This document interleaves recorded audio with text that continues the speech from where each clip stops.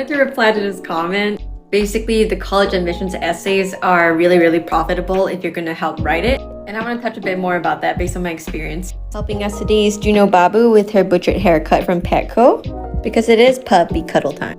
First and foremost, I just want to say never underestimate a parent's desire to help their kids be successful and enter college. They'll do anything. Come here, baby dog.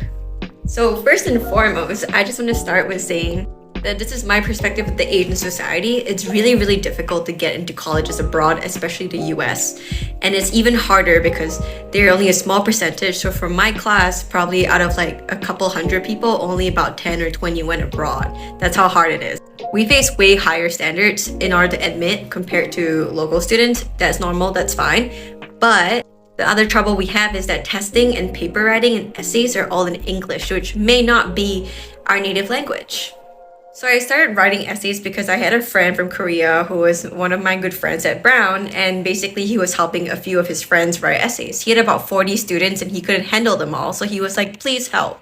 And essentially the biggest problem is that because English is not our first language, it's really hard for us to like express ourselves or choose the right vocab to put it into the essays, and that really dings us. So it might be that we have great grades, but we're unable to just communicate.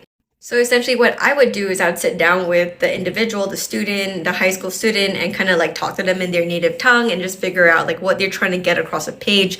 I'll work with them in essays. It takes them any time from 2 to 6 months. I like having a bit more leeway and essentially help them produce the essay. So my first time I took on 20 kids from like Korea and China, and oh, he wants to say hi. I worked with them, and obviously partially it was because I enjoyed helping people, but majority of it was that I paid really well and I was a college kid. You know, money sounds good and I wanted to travel, and I did travel if you look at my Instagram, and that definitely helped to pay for it.